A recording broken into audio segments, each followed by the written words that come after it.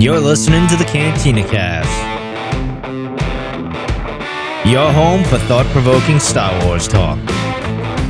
Join Albert and Jonesy in breaking down the latest news, trailers, movies, and of course, your favorite characters from a galaxy far, far away.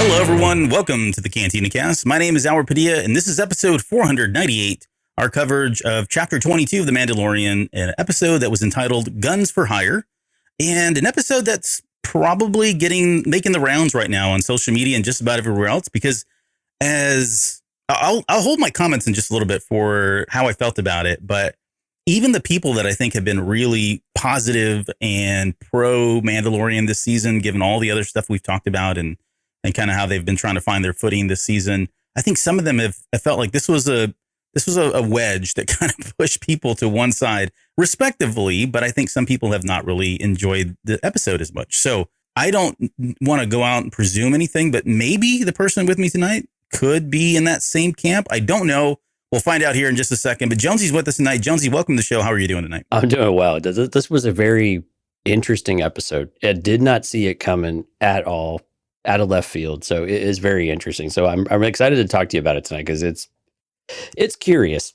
It's real curious. This is the first time I have ever only watched an episode of Bad Batch or Clone Wars or a movie or The Mandalorian or whatever, only one time. Yeah. Now that doesn't mean I didn't enjoy it in some ways, but I only watched it one time. It was just kind of a one-time watcher for me.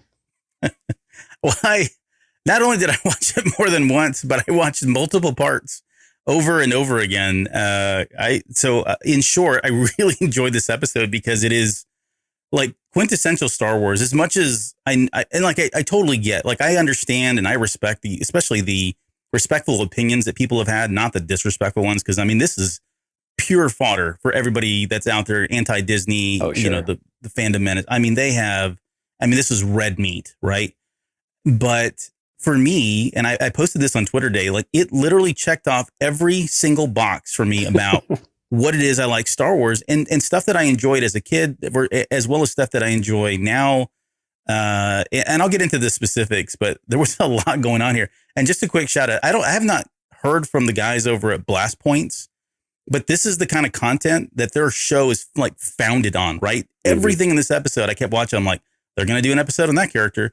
They're going to highlight that character because this is kind of like a lot of it was so 80s Star Wars, fun Star Wars and being a kid Star Wars, action figure Star Wars, cartoon animation Star Wars. And I get where a lot of people are kind of like, hey, that's cool. But, I don't really like mustard in my cereal, or I don't like that stuff in my Mandalorian. You never knew you needed Jack Black Star Wars.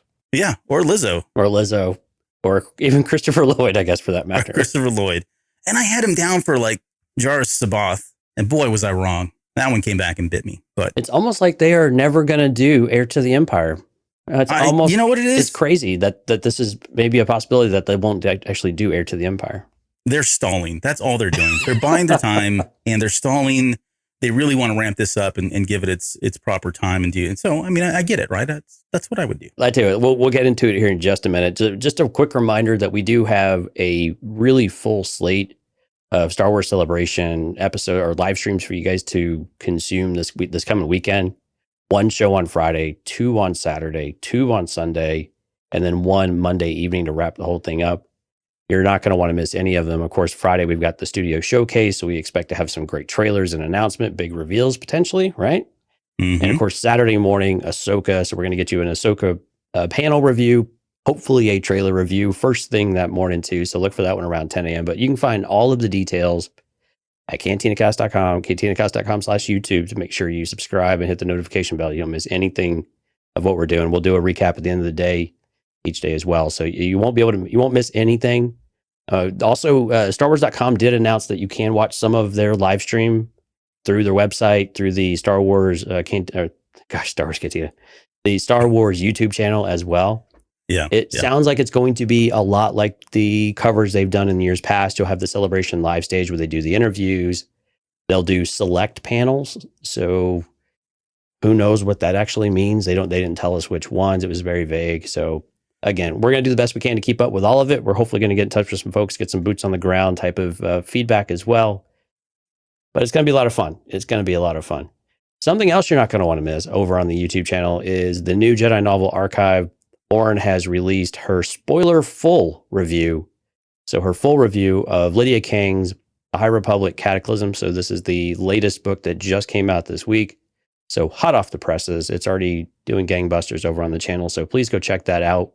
She has got a young reader book coming up next. I believe is it Quest for Reader or a Quest for Planet X? Hidden Planet or Planet X or whatever it is. Something like that. She's got a whole slate of things built. I can hardly keep up with her schedule. She's always so on top of it. So thanks to Lauren. She's killing it. We're really super happy with everything that's going there. So awesome job there. And of course, as we get into celebration, you are going to have a lot of questions. We're going to have a lot of questions. CantinaCast.com/question. So we can get all those in. We'll make a show out of it. We'll have a good listener Q&A show. It's been way too long.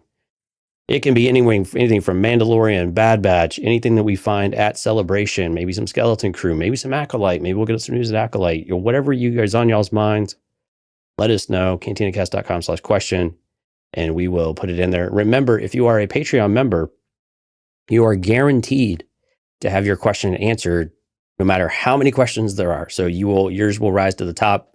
So we'd invite you to go over to the Patreon website to check that out, CantinaCast.com/Patreon. If you want to make sure that your question is crucial, it's vital that everyone hear your voice, be able to ask this question to make sure we get this answered for you. Let us know.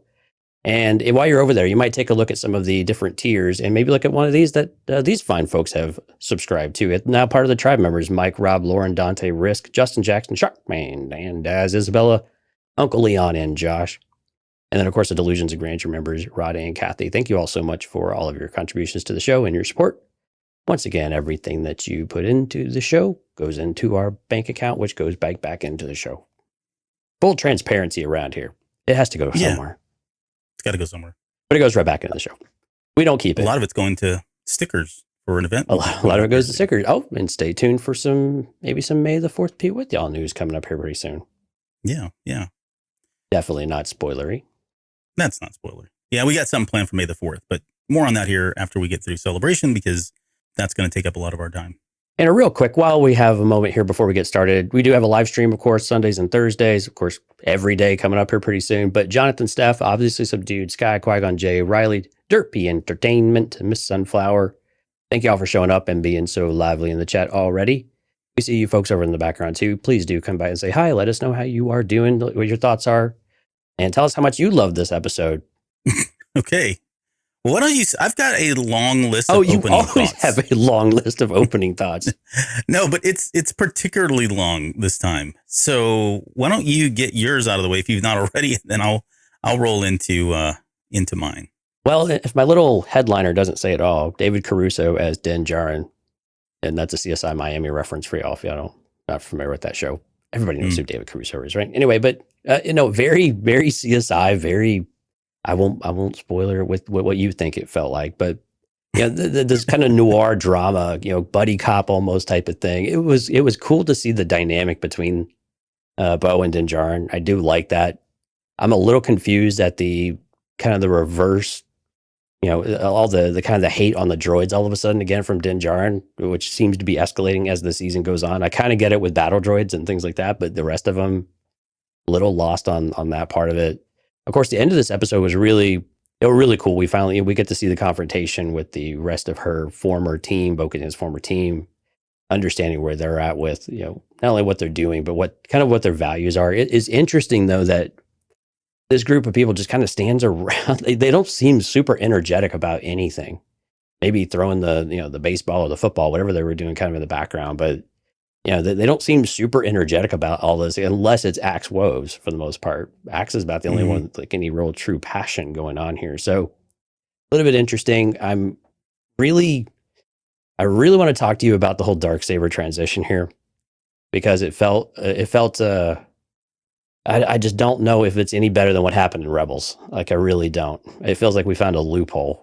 Maybe Din found a loophole. And I mean, kudos, they all bought in. So I guess that's all that matters, but still, it kind of felt like a bit of a loophole here, but overall, I mean, it was an enjoyable episode. It wasn't a bad episode. It was just a little. It took you out of these moments with Jack Black. Jack Black's just this. When he's on screen, he has just so much personality. It's hard to contain him on screen. He's just got so much of it. But he was actually pretty subdued in this. I thought his character was actually mildly amusing, I think, too. I think it was kind of cool bringing the amnesty program into that aspect as well. Seeing it on his chest. He has a little badge as well, just like Kane does as well. So I think some of those aspects were pretty interesting. And the Grogu moments were cute. But again, Grogu taking very much another backseat, type of moment, even though he's much closer to being a master than Anakin ever was, I guess. So he's well on his way. Whoa, man, shots fired. So anyway, we'll kind of pause there. We'll let's get your thoughts out of the way. I'll go get a new cup of coffee. Crack my knuckles here. Get ready. Yeah, I'll get a pillow out. Yep, grab a pillow, grab a blanket, folks. Text me when you're done. Papa's going to tell you a story here. So I enjoyed this episode, like I said at the very beginning, for a lot of different reasons. First off, I definitely picked up on all of the buddy cop drama, CSI stuff. But my thing was the entire time I'm watching this is like Mulder and Scully, right? This is one of those side non-monster of the week type things where they're going out and doing some serious investigation as FBI investigators. And I just picking up on that vibe the whole time. I really enjoyed, excuse me, I really enjoyed the chemistry that is continuing to grow. And all joking aside about the, shipping them and all that stuff, I think that this is a good pairing. Like Bo-Katan's character, along with Din Djarin's character, she's really starting to bring him out of his shell. And he's starting to make comments. Like he's almost like joking in this episode. I want to get to that in a second. Yeah, that's what I posted on Twitter today, which is a picture of Mulder and Scully just with the helmets. So I do want to talk about Din Djarin's one-liners, because this was I want to say it's almost uncharacteristic of him, because I don't know that we've really had it in the way that we did in this episode. And I'm going to credit that to Bo-Katan and what she's doing to him to kind of help him come out of his shell, come out of his armor, so to speak, in a lot of ways. So on that, so Grogu, by the way, this was a great episode. I know he was in the background and there was really nothing about his mythology, but this dude had people hand feeding him. He was being scratched and pet on his head the entire time like a cat.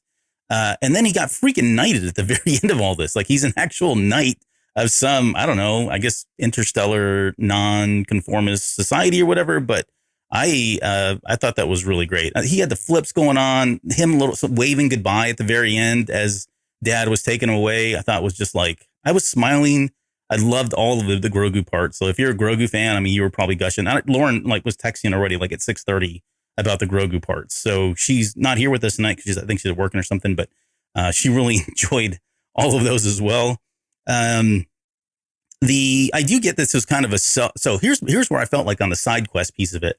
A lot of people have been saying, hey, this felt like a side quest. This felt like a mission of the week kind of thing, really out of character from where we were kind of thinking we were going to go, especially on the cusp of only 2 more episodes left, especially when we were about to allegedly go into, Mandalore and reclaim it. And then suddenly we get this. And what is this, right? This feels jarring. It feels like we shouldn't be here right now. This should have been something that was in the first part of the season. So to what I would say to that is, even though I know in the past we've had episodes like this and we've had side quests like this, there was a self-awareness to this one. Like in past episodes, Bo-Katan and or Din were just kind of like, oh, okay, I guess I have to go here. And they just ran along with it. But Bo-Katan, Katie Sackhoff, does a really good job of almost being the audience through this episode. You can see her frustration. You can see the my goodness, how long is this going to take? Why are we having to do this, right? So I like the fact that even though, yes, they were doing it, there was a self-awareness from the characters and certainly on Jon Favreau's part as he was writing this. So for me, that tells me that this was calculated. This was not a throwaway episode. This wasn't something that, was filler or whatever term you want to use. Now, where does it end up? We can talk about that a little bit later, but there was a lot in here I think is going to play, and especially at the very end. I mean, they are almost signaling 100% that these characters or this particular planet or the events that happen, maybe it's, the commissioner, or what is his name? The guy Hellgate. That Christopher Lloyd's character. Yeah. Commissioner Hellgate. Commissioner Hellgate, right. Maybe it's Commissioner Hellgate. Maybe it's the Ugnaughts. Maybe it's the droids. But there's a lot of things in here that could lead into possible things later down the road once you start thinking about it, speculating, hypothesizing. So again, the self-awareness, I did enjoy that. Okay, so let me talk about Din Djarin's one-liners. So this was almost like on the level of Arnold Schwarzenegger in any one of his 80s movies, right? He had the "You had me at battle droids," which I think was the best line for me in this episode from him. It was so good. It's so on character. It's very clear that he has a bone to pick still with these things. You think about the flashback. These are the B2s are the ones that killed his parents. They invaded his city. He's got every reason to be upset with these guys. And Bo-Katan even calls him out later on. She says, "I think you're taking this a little personal, right? I think you're taking this personally." So it's very clear to her that he's signaling that there's something more to this than just, "Oh, I don't like droids." I think he's come around to droids. I think in general, I think you made a good point. It does feel like he was getting to a point where all droids were okay, maybe not B1s, B2s, or Clone War era droids. But I think the fact that they were associated with these, and this was all kind of ex-Imperial that had been reconstructed or rehabbed or whatever. I think for him, it was like, yeah, I'm not really like, I'm okay with droids, but this has got a lot of red flags here. So I think that's where we were seeing that. There's a lot of residual, almost like PTSD trauma type of experience. I think is where a lot of that was coming from. Yeah. Yeah. He has a line when he's talking about how that he says, "I'm just pointing it out. Just pointing it out." Right. It's almost like a comical little line when they're in the elevator and he's coming off the elevator. Mm-hmm. Again, nothing that I would ever expected Bo or Din to actually say. There's another line he says, "So do I." He says, "What's your point?" Right. It's just that banter that we're starting to get between him and Bo-Katan that I think is what I'm saying. I think is him come out of his shell. There was a RoboCop moment where he said, "You're coming with us." That was right out of RoboCops. And then when he was kicking the droids down, right? That was just funny. I mean, it was like he was taking out that PTSD or the transgressions that the droids had passed on upon him so many years ago.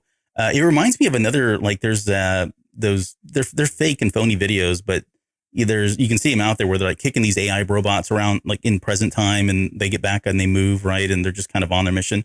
But there's a lot to be said here about like droid slavery and droid abuse and where that's going. I think that's where Bo-Katan was coming from about why didn't you have to kind of kick them kind of thing. There you go.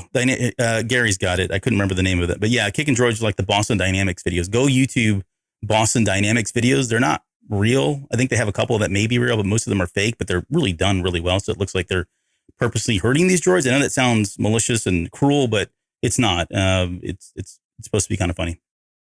Okay.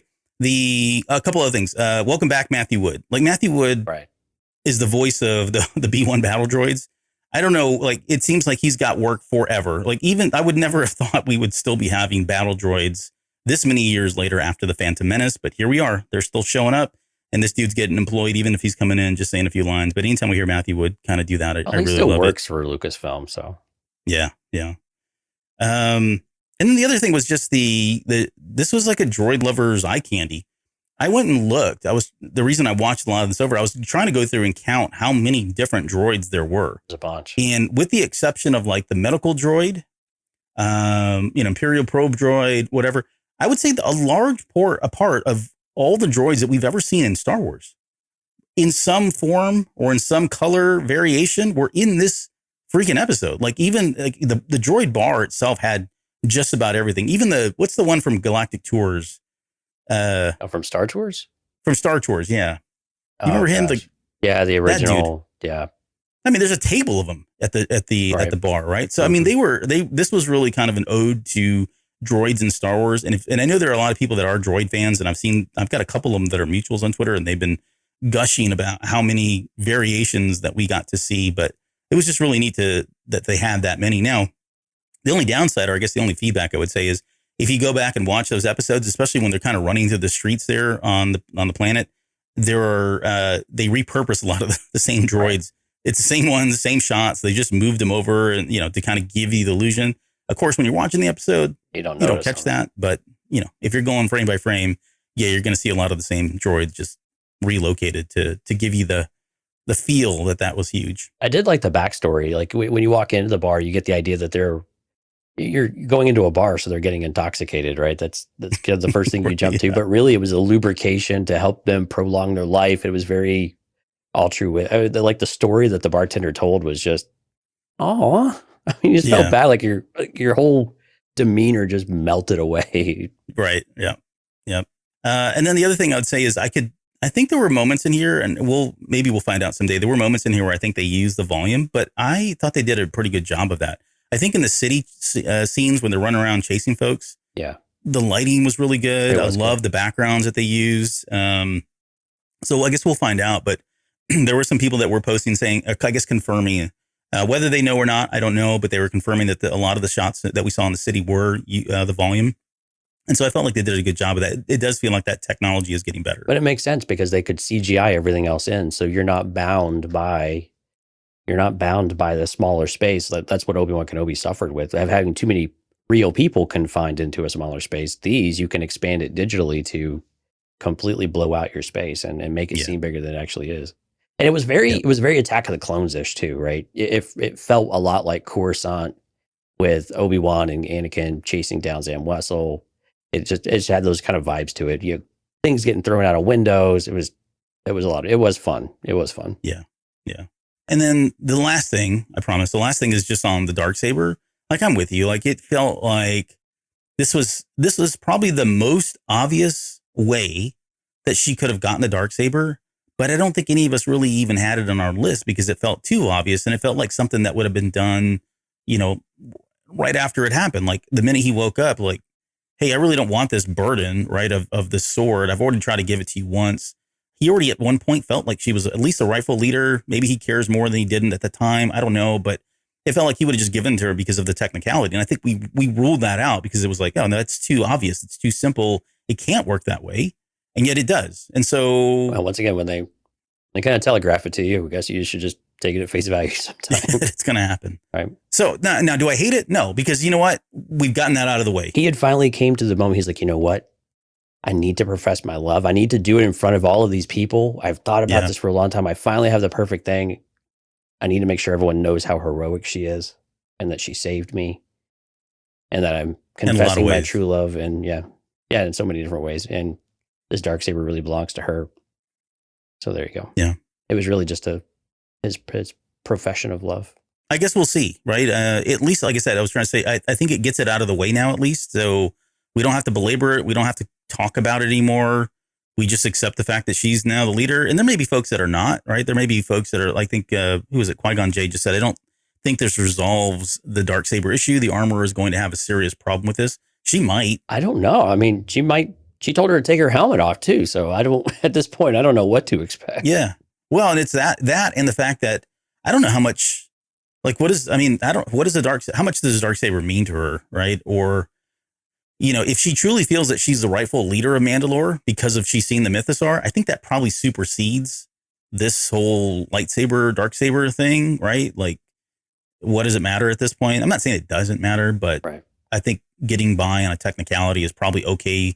Whereas if she had not seen the Mythosaur and the armor felt or didn't feel as though she was the rightful ruler of Mandalore, then I think that would have been a different story. She certainly would still be in character to say, no, that doesn't count. But bigger things have happened, I guess is what I'm saying. So it's probably tempered it for her. But I am very curious about the armorer's perspective on the Darksaber now that she's had a bit of a shift in what she believes of Bo bringing people back to the covert. The more I went back and rewatched that, those lines in that episode, and I'm really curious. Like she goes, go back and bring the exiled ones to us, and almost like we're going to it's not enough for the few. Like we need to re-indoctrinate everybody. Mm-hmm. And the more I thought about it, like, man, I wonder if this is. It's probably not, but there was a part of me that just is like just kind of pinging the back of my brain. Like there's something that the armor is not telling us that she's got up her sleeve that she wants to do. Well, this is what it really means to walk the way, and she's just going to use Bo to basically facilitate, the bringing of everyone together. But it'd be interesting. I don't think it'll go that route, but there's a part of me it's hard to ignore that too. Going to the chat, Gary says, Bo rides Mythosaur and no one will talk about the Darksaber. That's where I was early on. If you got the Mythosaur, like really, why do you even care about the Darksaber? I mean, yeah, maybe. Dude, this is like one of my oldest friends here from like 30 years ago. Juan says, hey, Juan.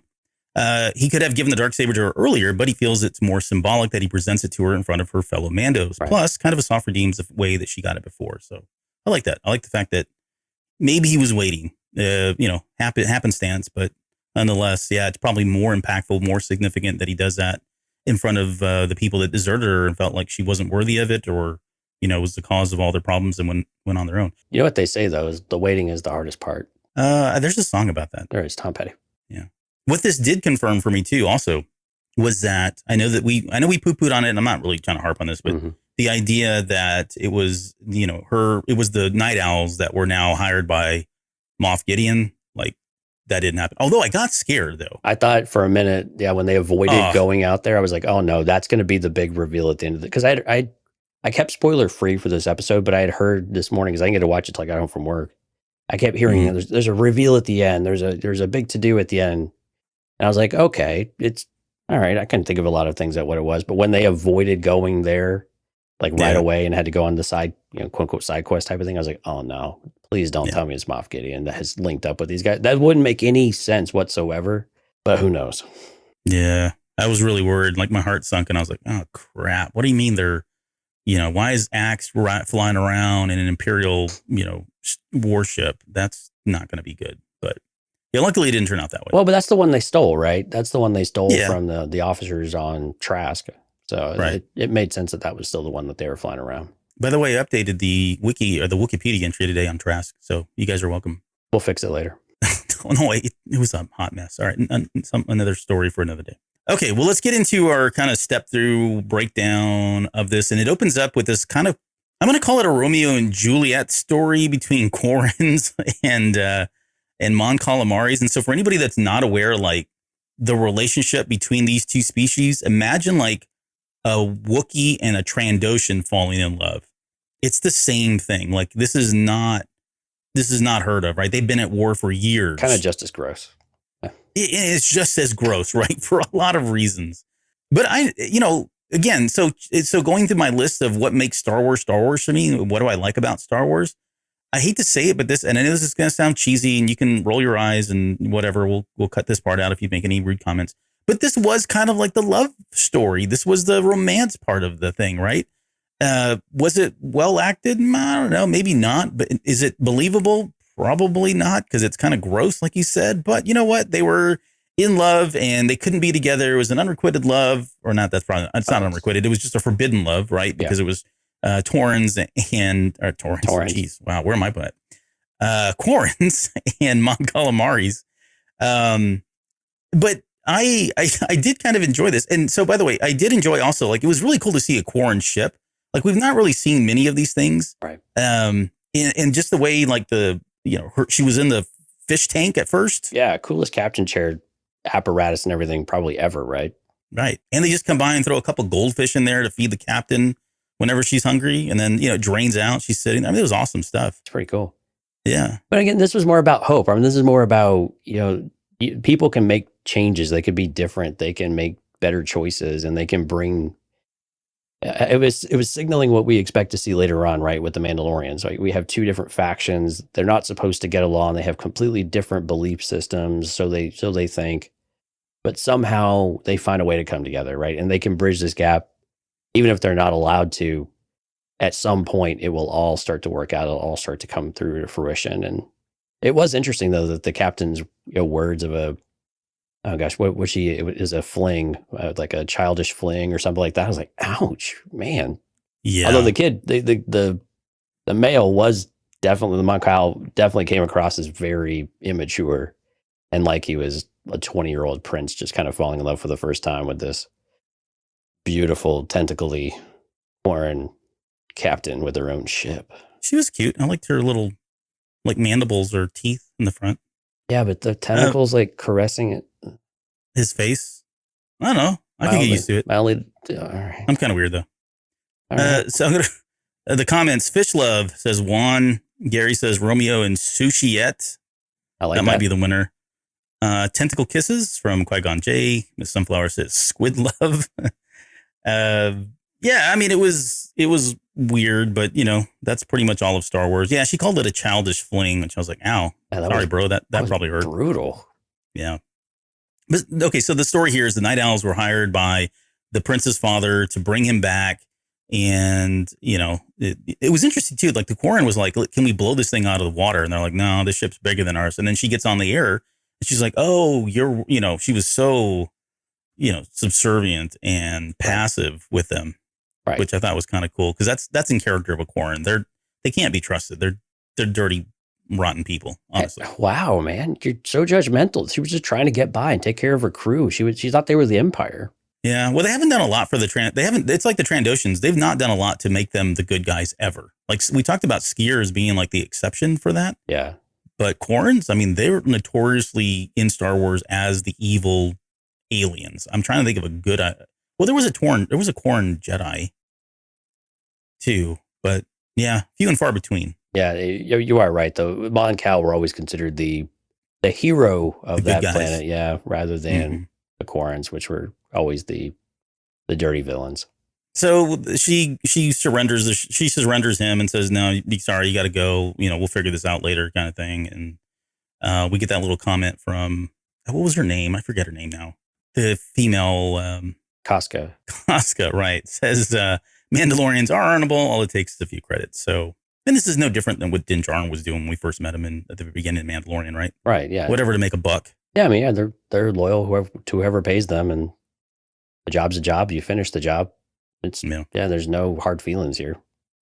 Oh, I like what With the Deagle says. I says, I feel like Childish Fling was just meant to hurt him enough to make him leave. See, look at it. With the Deagle gets it, like trying to perpetuate the love story there. She was doing it to make it easier on him to leave.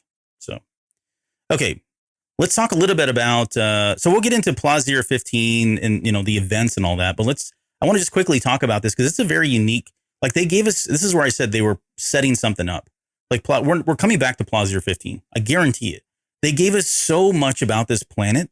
It was almost like a Wikipedia entry just being splat right on the screen for us. Like they gave us everything about it. So it's not part of the New Republic and no one works there. All the droids do everything. This is where I felt like this was right out of like iRobot. If you remember that Will Smith movie where the droids or the robots did all the work and that the humanity could then just go on and be, artists and live their lives and whatever else, right? They didn't have to do all the hard labor stuff. They were the Outer Rim's last remaining direct democracy. They mentioned that at some point. Again, we talked about the droids everywhere. It's ruled by a Dutchess, right? That was Lizzo who played that, which I don't think she did a bad job. Like, the people that are saying that Star Wars, like she did a horrible acting job, I'm like, have you watched Star Wars? Like, arguably, even the actors from Episode 4, some of them were not that good, guys. I'm sorry, they got better. These characters were supposed to be over the top, though. They were just supposed to be way just bigger than life with both. And that's the only reason why these two characters worked with Jack Black and Lizzo, just thematically between them as actors. If you want to call Jack Black an actor, but it's just that dynamic. The only reason why it works is because this place is just so extravagant, so lavish, so absurd in so many different ways. That's why it works, right? I didn't have a problem with it. It was, I mean, their acting is very wooden, I guess, to an extent, very classic Star Wars in that regard for many respects, but just the way that they were just so over the top with all of it, that's just their culture too. And so I thought they played right into all of that, and it was the personification of it. When you live at Epcot, I mean, you just got to figure that you're going to act that way. I've seen Epcot. People were calling it Tomorrowland. Yeah, Tomorrowland was another one. There's another one. Yeah. But, they're the one percenters, so they're not in touch with reality in a lot of ways. Right. And I think we were seeing that through the characters. So I thought Lizzo did a fine job. Like, she's not getting an Emmy, right? But did she do any harm? No, I don't think so. Who are we to judge that character? That's the character that was written, and she may have played it exactly like Jon Favreau wanted. Sorry if you didn't like that. I have a feeling that this is exactly what they wanted. I mean, it makes way too much sense for it not to be exactly what they asked for. And then as far as Jack Black, so I will go on record as saying he is, like, in my opinion, one of the best actors ever. What he does and I know he can be a lot, right? He can be a whole lot, almost too much at times, which I think is why he did really well on like Nacho Libre and some of these other crazy movies that he's done. But when he wants to act, he can. He's similar to me, like with Robin Williams. Robin Williams was capable of going to the far extremes of emotion and acting in comedy. And I think Jack Black has it. where Jack Black has worked, I think more recently, is kind of bringing that in and toning it down. He has the ability. There's a couple roles where he's played very serious roles that have been very poignant, very sweet roles. So I will say this: I do love Jack Black, and I don't think he's ever made a bad movie in his mouth or in his career ever. So now that I've said that and professed my love for him, I thought he did a good job. Like, he did rein it in. Like, it felt like when you would normally expect Jack Black to go over the threshold and break that and go into that next phase, he didn't. Yeah. He never did it. Yeah, I agree. He told that line. I mean, he came really close at times. He was just waiting. You were waiting for that shoe to drop, right? Yes. All right, come on, Jack, do it, man. You're gonna do it. Yep. We know you're gonna do it. No, I'm gonna chill. I'm gonna be all right. Yeah, and I felt like that would have been, had he done it, then I would be the first one to say, okay, maybe that doesn't feel like, quote, Star Wars, because it does now feel like it's too much into the realm of a Jack Black comedy or whatever, right? What was important about that, though, that was the dynamic with him and Lizzo, because Lizzo would be the one to kind of cut some of that short, and then he would almost be subservient to her in that regard. Well, I know, my love, and a little of that, like that spousal bickering, a little bit of like, you're embarrassing me in front of our company, right? But he wouldn't do it because he's just so, I don't know, he's just so in love with her, I suppose. But it was Lizzo, it was that dynamic that I think helped keep that edge just a step away, so Jack Black didn't go over the edge. I'm not saying that Jack Black didn't do it himself, but I think the way they portrayed and wrote the characters and wrote those scenes made it so it didn't feel like it was going to go that far over, and it still made sense and it still worked. And by the way, so it was the Dutchess. I don't think we ever got her name, unless I missed that. I saw her listed as the Dutchess. I think that's all it was, yeah. And then we had Captain Bombardier. Yeah, Bombardier. Yeah, Bombardier, sure. I believe. Yeah, I'm going to say Bombardier because that's how we say it here in the old good US of A. But so those characters, I mean, again, I for who they were, what they were, it was fine. I didn't have a problem with it. So I think we are going to see some of that a little bit later. But why? So why Plaza 15 and not Navarro? That's a good point. I think Navarro could have been easily this planet. No, I mean in the future, like, for them to find them here, I'm totally cool with all that. I'm just like, why would we come back here versus instead of going back to Navarro? Yeah. So we can jump. We can get there now. Yeah, I don't see why not. The idea that they would help recognize Mandalore as a sovereign nation again. That is a big one. Yeah, that's going to be a big one later. Like, that feels almost like season 3, maybe even past that. I don't know, because they've got a lot to do to get to the point where they go back to the New Republic and say we are not the same people we were. And we have this co-sponsoring party entity, whatever, that's going to help us do that, right?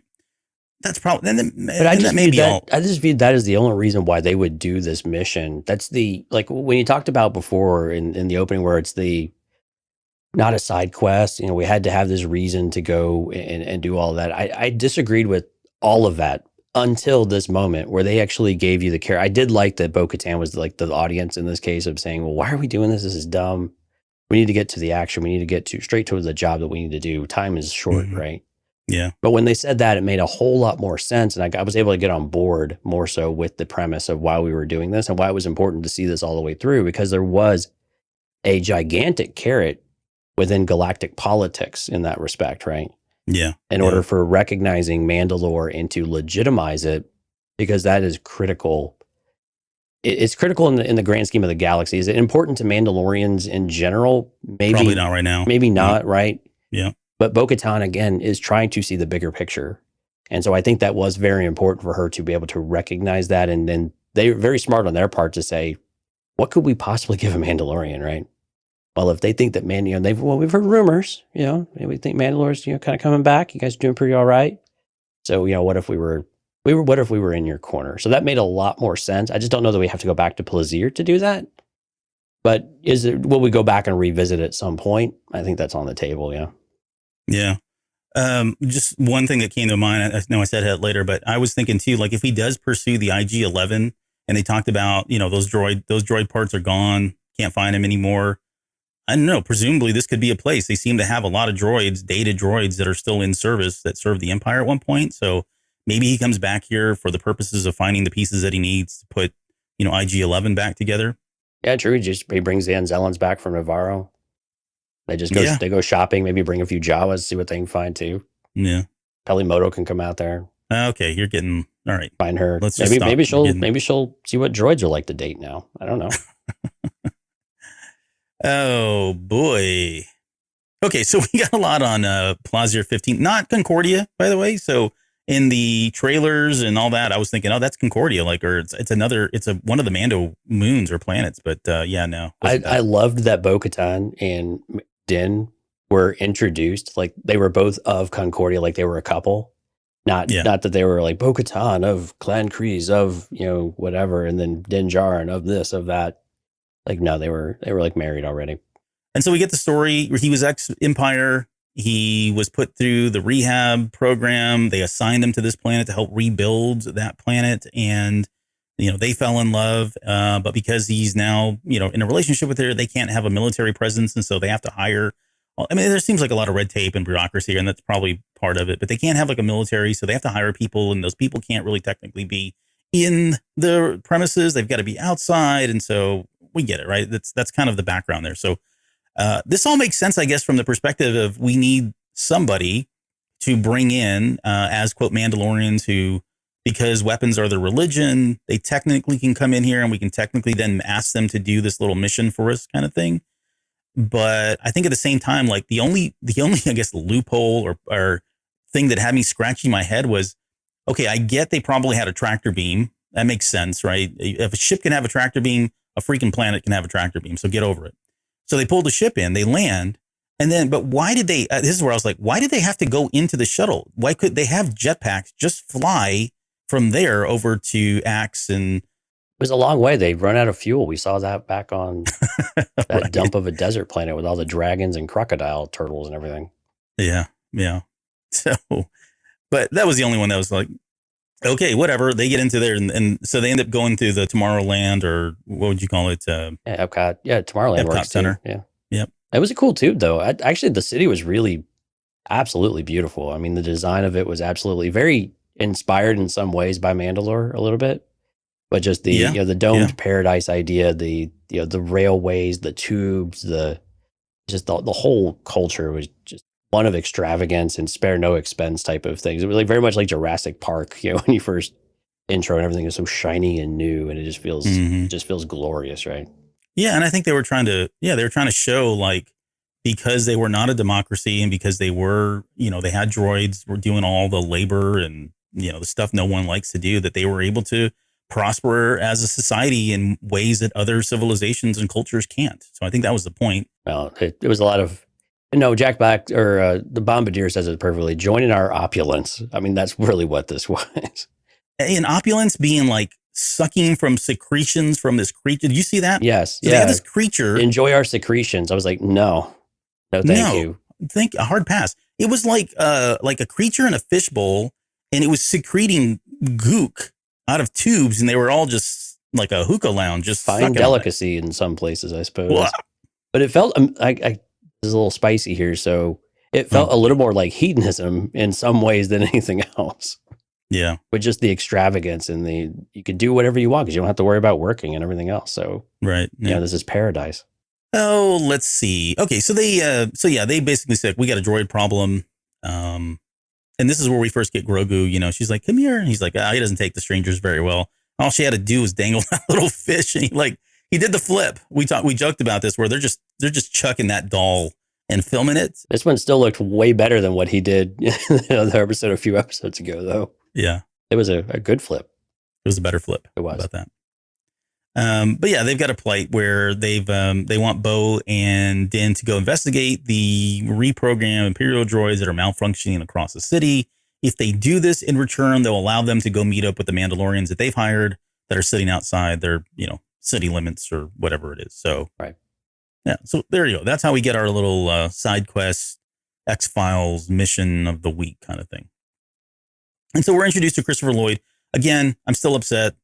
Not Jorah Sabayoth, but a character by the name of Commissioner Hellgate, who we find out at the very end, is part of the Separatists. Now, the only question I had here, and it's not feedback because I have not had a chance to really think about this because we're doing this the day of. I haven't seen a lot of good posts either about this, but why?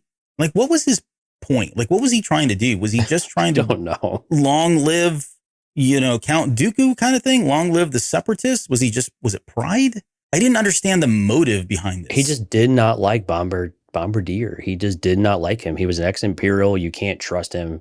There's no rehabilitating that. It was just this deep, he felt like it was just a complete, because he was fine with droids, I think, in general, but he was doing this to sabotage him specifically as a leader. There's no reason why an ex-Imperial who has committed such atrocities should be in this position, right? And if he was a separatist too, right? Hellgate was. So from a separatist point of view, you lost the war to the Republic, which became the Empire.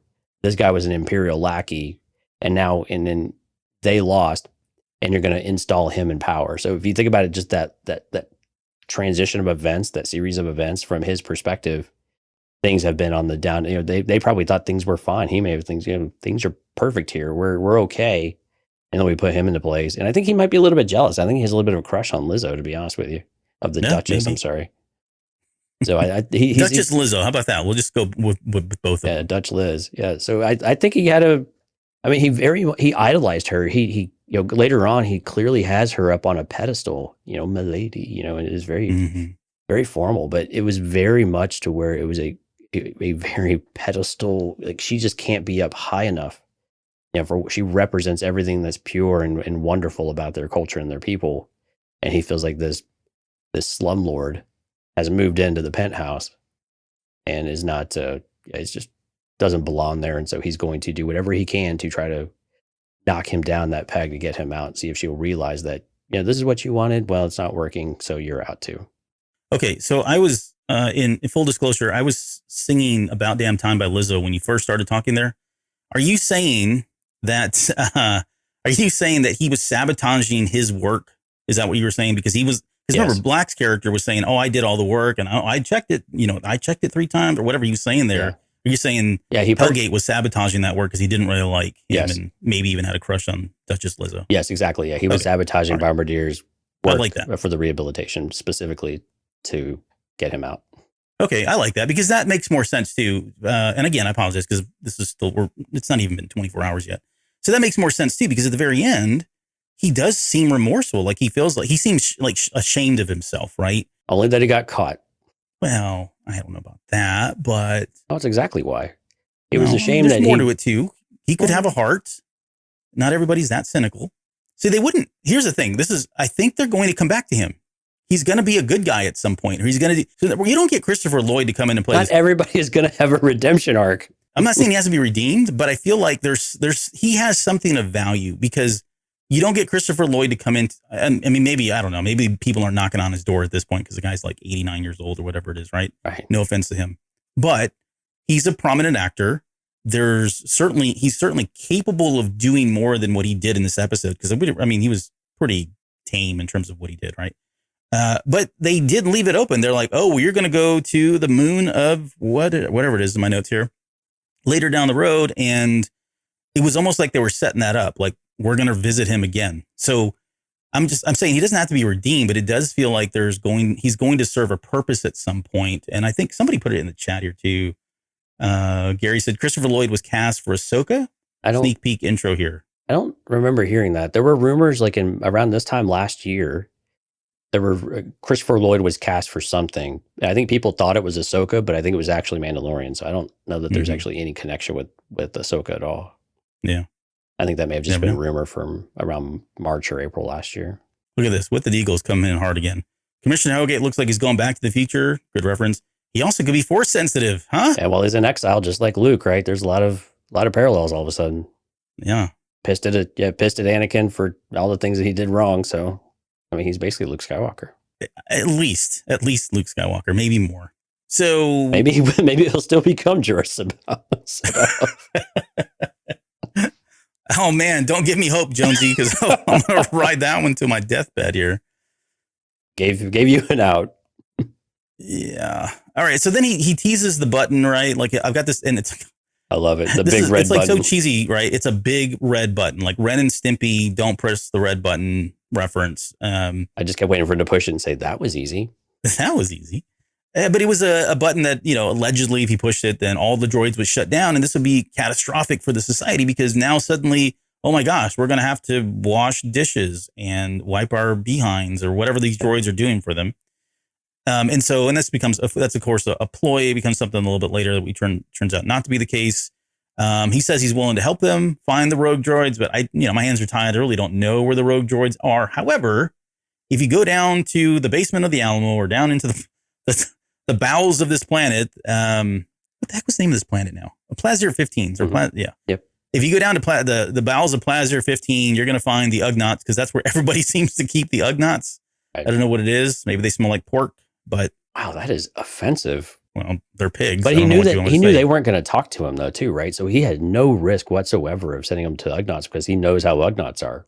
I don't think. Yeah, you're right. I don't think he was anticipating that they would get anywhere with the Ugnaughts. So dead end for as far as he was concerned. And those were some of my favorite scenes of this episode, by the way, was between Din Djarin and the Ugnaughts and getting Kuiil, like giving some Kuiil love. I was like, yes, thank you. And it was cool and there was also we didn't really talk about this yet, but there were moments where Bo-Katan was stronger than Din, and Din was stronger than her, and I think they're learning from each other, like how to negotiate, how to talk to and speak to different people. How to be a couple. How to be a couple. Yeah. That's at the end of the day, that's really what it's about. But yeah, I mean, she comes in and she's like, oh, I'm the princess and I'm Bo-Katan, almost on a high horse walking in there, and the Ugnaughts don't even respond to her. Like they're just cares. Yeah. They don't care. Right. But yeah, he's smarter about it. He goes in, says, talks about how, he evokes Kuiir's name. He ends with, I have spoken. I mean, that had to open their eyes and their nostrils, right? They were suddenly excited in hearing somebody that says that or speaks the way they did. The only thing that I felt too was kind of like I wouldn't say I call it a miss, but I was hoping, like, I really wanted one of them to go, whatever became of Kuiir. Like, how did you know him? And give Mando that time to sit there and talk about that, and maybe omit the part of, he died like a chump, but he died protecting a small child. I was making a joke, but yeah, no, I mean, I wish they would have asked him. Like I wanted Mando to have that time to really speak to how much Kuiir meant to him. I mean, we all know it, I think, right? But Kuiil, my friend, Kuiil. It was an L, not an R. Kuiil. It was good. I wanted him to kind of speak to his relationship. But I love that they just stopped when he mentioned his name, that he was his friend, and they just all of a sudden paused and everybody looked up. So they could just tell how much power that name has, how much respect that individual character had. It was really nice to just have him have that moment where you get to see what the influence he's had over not only Din Djarin and, in his ethic and working to get out of the Empire, but now also in his own culture with his own people, and how maybe he inspired them to be able to own their own shops down here and do their own thing, not be in servitude of anybody else, and so, how closely integrated was it? There were questions I had from all of that, but none of those questions mattered. It was just fantastic to be able to see his influence and his impact on his culture in general. They get into a bit of a good cop, bad cop situation here too. If you think about it, the way he presents it and the way or approaches them versus how she approaches them, very different. And this is the stuff that he learned from Kuiil, right? Like he, plays up their legendary droid skills. Right. He then plays up their work ethic, and how they're like the hardest working, beings. And I love that they by the way, Bryce Dallas Howard, like, say what you want about the writing, say what you want about the setting, but from a directing perspective, it was like another 10 for 10 for me. Yeah, so absolutely. I'll put that aside, or just say that real quickly. But I love that she cut over to them, and you could see that on their faces, like someone was acknowledging their hard work. And whether it's true or not, the fact that someone thinks that, right, is really what all that matters there. Hey, if you ever want someone to do something for you, flattery is not a bad path to start down. Yeah. I've gotten into a lot of bad situations that way. And then he goes into like, hey, we're just one of you guys, right? You guys are here to do your job. We're just here to do our job, kind of thing, getting down to their level. And then he says we are, after they kind of have their little conversation, they agree they're going to help them.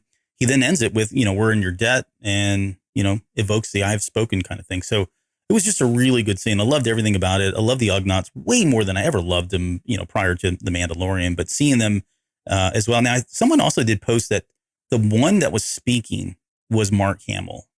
I don't know if that's official yet or not. He's not credited. He's never credited for any of the roles that he ever does. But I saw at least 2 posts today where people were gushing over the fact that it was Mark Hamill. I don't know if they have insider information or what, but either way, I thought whoever was performing those Ugnaughts, I think, did a really good job. That would not be surprising because Mark Hamill has done kind of secret cameos before. So I like that idea. I like that. I hope that is true. That's cool. Okay, so at that point, and so they get back into the little tube chute, right? And they're heading now over to the loading docks because this is where allegedly the next malfunctioning droid is going to happen. And when they're going through there, Mando's kind of explaining to her, like, here's what happened, right? You came across as insulting them. That's not going to really work with them. Like, he's basically explaining his approach and, how he had spent time with Ugnaughts and all that. The only thing I didn't like about this is I would have wanted to see Bo-Katan like nodding or just going like, okay, yeah, I get this, right? Maybe I did the wrong thing. I didn't approach it the right way. And if you look at her body language, she still seems like ticked off and annoyed that, they didn't listen to her, but they listened to him. I think it's more the situation as a whole. This isn't where she wants to be. She just wants to get through this, get it done. I know how to do this. This is, you're kind of a caveman with some of this stuff. So it's a little bit of arrogance in that regard. But I think some of it is, I just want to get this done because we've got a job to do. And I'm getting nervous because I got to go talk to Axe and Casca and all these other people. And I really don't know what I'm going to do yet. And it's just weighing on her in the back of her mind because this is just a waste of time. Like, why are we hunting down, a droid revolution or something like that? I don't care, Here's this, Albert, you just described Bo-Katan. No, I know. And see, so no, that's a good point. And I guess that's what I'm trying to say. Like, I don't know that if she's going to go reunite all these groups, then it's stuff like this, the art of negotiation, that I want her to learn. I want her to change. I don't want her to be like this. That's exactly what I'm saying. Like, she's going to have to grow beyond that more. I mean, because I don't know that it's going to be just enough that she has a dark saber and just enough that she has a mythosaur. I think there are other clans out there that are going to be like, okay, yeah, cool. But, you still got it. You have to win us over. And I guess that's all I'm saying. And even if beyond that, right, even beyond the Mandalorians, if they go into like interplanetary negotiations and all that stuff, she wants to be the true leader of Mandalore. If for her, it is more than just ruling the planet. This isn't 20,000 years ago. There's a whole galaxy out there, another civilization. So what is that? The diplomacy of it all look like? And she's going to have the skills that Din's displaying, and especially in moments like this, for her to be a true leader beyond Mandalore, right? I agree with that. But I think also we have to consider Mandalorians value strength. And the position that they're in right now, especially what she knows she has to go do, she has to show strength because it is not going to be a negotiation. It is going to be a contest. And again, some of it's, I think, frame of mind. I think she's totally capable of this. We've seen it already, right? We've seen her willing to jump in, lead by example, really positive traits, right? Negotiation, maybe I'm with you. She needs to show some stronger abilities in some of that. But I think for what the Mandalorians need and what they want right now, that's the frame of mind she's in. And I think she's got her ego is kind of going a little bit in overdrive here, but I think her nerves and everything else is going with it is contributing to it because she's just she's got like this adrenaline building because she knows she's got to go do this later. And I think some of it's just coming out, and she doesn't have that kind of that emotional intelligence type, style of things quite yet to be able to curb some of that, knowing what she needs to come later in order to quote the Jedi, kind of more, Qui-Gon, like live more in the moment and figure this out right now rather than continuing to think about it in the head, trying to rush through everything you have. Live for the here and now. Let's solve this problem. Then we'll get to the next problem. Okay, I can buy that, especially when they're finally heading off there to go see Axe and Casca. Like, I can see you can see the visible stress on her face, like the anxiety, the stress that she's probably been carrying this entire time, knowing that eventually this time was coming and it finally is here. And she still doesn't really know what to do. Yeah. And still doesn't know what to do. Yeah, I can buy that. Then maybe this was maybe out of character just a little bit, but she had other things that she was thinking about. So I think it was just a more raw version of her, where she's at in that moment. And she's not allowing that polish to come through either. I think it's there, but she's just not able to exude it in this moment, and probably doesn't care to either. Gary says, but aren't they emphasizing they together are the Mandalorian that they need? So I like that idea too, that they do complement each other. That would presumably mean that they would rule together. And that would be the story, for season 5, 6, 7, whatever. But I don't know.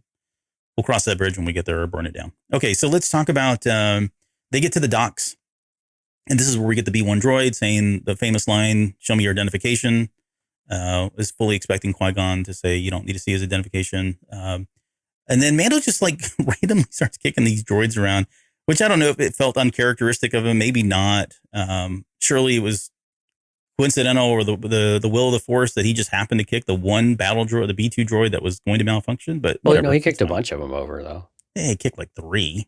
That's a and bunch. then the 4th one worked. Only an hour-long episode, man. They got to make some progress here.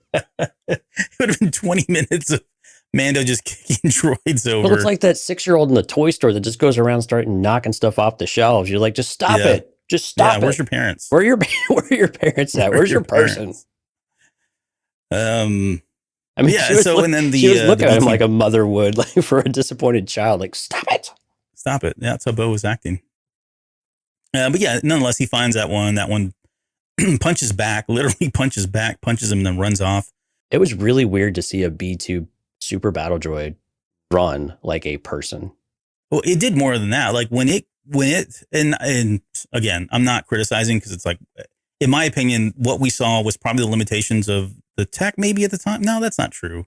I mean, they purposely designed that B2 in episode 1 to kind of be robotic and, clunky in its lumbering. movements. Yeah. Very rigid and just hunk of metal, really seated. You couldn't move it. Right. Yeah, this one was very we got agile. a very different take on this one. And then especially the one like I get the running part. In retrospect now, yeah, I see it. Didn't bother me at the time. The one that stood out for me though, that was kind of like, whoa, is when they picked up that pole or whatever it was, the way the B2 went down and grabbed it and picked it up. It was a very fluid motion. There was nothing clunky about it. It seemed very humanistic in the way it did it. And when it would run around a corner, it would lean, right? Droids don't typically lean, right? They typically kind of have to take a corner more of a sharp type of way, like you would think more in a militaristic type of way, but not lean around a corner to shift your body weight. I mean, of course, physics-wise, that makes that makes a lot of sense, but it just doesn't within the context of a gigantic, heavy battle droid, right? Especially what we've seen before. So it was a little distracting. I'm not gonna lie, it was a little distracting to see just the maneuverability and the capability of this super battle droid. But at some point, you're like, okay, well, it's been a number of years since this thing was developed. Maybe they've done other things to help them with their agility. But again, even when Din Djarin was kicking out their knees and stuff like that, they were still being a bit more fluid than I think we would have normally equated within really any kind of droid that size. Yeah. It's fine. I mean, like you can write it off as the Ugnaughts and or Bombardier enhanced them in some way, or they're different makes, although the same model, different makes, and the makes got better. I don't know. There's ways to write that off, but it's the C class, not the A class. Yeah, exactly. But it was a little different to kind of see them do that. This is where we get into kind of a homage to Blade Runner. There's a scene in Blade Runner where one of the replicants starts running through the streets and they're chasing it and it crashes through a window, similar with Mando crashing through the window. So I don't know if it was specifically filmed that way or if it specifically was an homage. I'm just referencing that there's a lot of similarities between this whole chasing that happens. Right. There's and we already talked about it, but if you get a chance, go back and pause it. There's so many cool droids, so many cool characters, costumes, the volume in the background. I think she did a really good job of filming this especially the way it was edited all together. It did give you kind of the sense that this was a very large planet, a very busy planet, similar in the vein of like, Blade Runner kind of style, right? Definitely had a lot of different characters and just a lot of life to the city. What did you think about the morgue, like the autopsy of the battle droid? It was interesting. It was just strange. Yeah. Yeah. Well, before we get there though, like I had a question. I was scratching my head, like, what's a spark pad? Oh, it's supposed to be like a matchbook. Well, I found that. I realized that afterwards when it first did, I was like, a spark pad. I mean, this is on first watch. I'm thinking, what the heck? What is that? Why do I not know this? Because they made it sound like she's like, oh, they've got a spark pad. Like it was so obvious. And I'm thinking, why have we never heard this before? And then she's like, it's got an address on it. And I'm like, what? An address? Like I was thinking more, not a physical address. It wasn't until they get to the bar. He's got the whole box there. And if you've ever been to a bar and they've got that box of matches that are there, I mean, it was like right out of that. So there you go. Showing your age because nobody uses matches these days. Right. I thought the Resistor was a cool name. Kind of a swanky droid bar name, if there ever was a droid bar name. Right. And then let's talk about just quickly about the bar scene, because this happens before I think we get to the autopsy, but them walking in, I mean, I like that it was like the inverse of the Tatooine bar, right? would have been too cheesy to have somebody say, hey, we don't serve your kind here. I thought about it. I was like, are they going to do it? It probably would have been a little too on the nose, especially with the droids. They were probably just more surprised that why would a humanoid come in here? Why would a fleshy, walk through the doors? They don't want to be with us at all. Yeah, I mean, I don't think anybody's ever walked in through that door. Right. But it didn't sound like they were exactly against them being there. I mean, they were a little resistant at first, but then all of a sudden the story came out, which was like, oh wow, we just won a second chance. It's like, okay, I'm so sorry. And I love that Bo-Katan's like, okay, look, let me handle this one. You don't need to do violence. Just, there's more to, you can't go around just beating people up and stuff like that. Beating droids and pulling them apart. Yeah. Yeah. The very first thing, he does exactly what she told him not to do. And he, pulls out that little, electric razor blade, whatever that was, shaver, and says that he's going to like tear him apart and cut him up or whatever it was. So again, good dynamic between the two, that they're still kind of learning from each other as a married couple would. Or he's just showing off, trying to be impressive. She finds him impressive again. Take that angle. It's the whole courtship angle. Yeah. Yeah. So I did like the bartender droid though. Like he really did. You mentioned it earlier, I think in the opening comments, but you did feel for him and like he felt he seemed very sincere and genuine about like we don't want to be decommissioned, but at the same time we owe a lot to the humans because they've given us a second life. And knowing I was not prepared for that statement at all. I would never have even remotely considered that perspective. Or the fact that all the other droids suddenly like clapped, right? And like honoring humans, like right, slow golf claps happening there for us. I'm like, okay, cool. We are the good people, I guess, as humans in another galaxy far, far away. Not me. Well, it's a symbiotic relationship, right? Yeah. Okay, so here's the all right, so we get to the autopsy finally, right? Okay, this is where I like tune out. Like I don't even care. Like I have like even in my notes, I don't know that it makes sense to me. Like I couldn't understand what was going on. I finally just gave up and said, "Whatever, dude. Wherever we're going, let's just go. I'm not going to sit here and try to make sense of it," because they were getting into like what was it? Nepenthe or Nepenthe, yeah. Nepenthe. Right. They were talking about Nanodroids. chain codes at one point. Nanodroids were in the streams. It was back, talking about subparticles that were in the nanodroids and the subparticles, and Techno Union got evoked here at some point. It was like all this was like all I had to take away from this was that Hellgate was responsible for it. Right. Yeah. It was like NCIS, like where they're in the forensic lab and they just say all these things that don't make sense, but it's like, oh wow, okay, definitely we are smart, and there's okay, that's where we need to go. There's the smoking gun. Yeah. And I'm fine with that. Like, I'm totally cool. I'm not going to sweat it. They got there. It was not really all that far-fetched how they got there. I mean, you could kind of see you could see the line of how it got there, of why it would still be tied back to Hellgate, and why they would make that jump. So, hey, it worked. It got us to where we needed to be. Yeah. And then, by the way, the Nepenthe was a viscous lubricant that protects against mechanical wear while delivering program refreshing subparticles. Cool story, bro. I don't know what else to say about that. I mean, it was Star Wars science at its finest, or maybe its worst. You make the decision, but nonetheless, all roads point to Hellgate as being the person that was responsible, because it traced back to the Techno Union, and that was enough. It was basically like the equivalent of Droid Spa Day. Michael Scott had a comment. I'm not going to put it up there because it's not appropriate, probably, but I did laugh because that was not uncharacteristic of Lizzo to do something like that. So I'm good for her. Maybe she's moved past all of that. I don't know. But we get to so we get finally back. So we finally get all the way back to Hellgate. They walk in, and he reveals that it's not a failsafe. He hits the button. They all go back to being attack droids, and society falls apart, and they kill everybody. Basically, is what it was. It's not so much that humans would have to fend for themselves, is that they would be killed by the droids that have been rehabbed. You get a little tired of that thing. If this can't be the way I want it to be, I will just burn everything to the ground.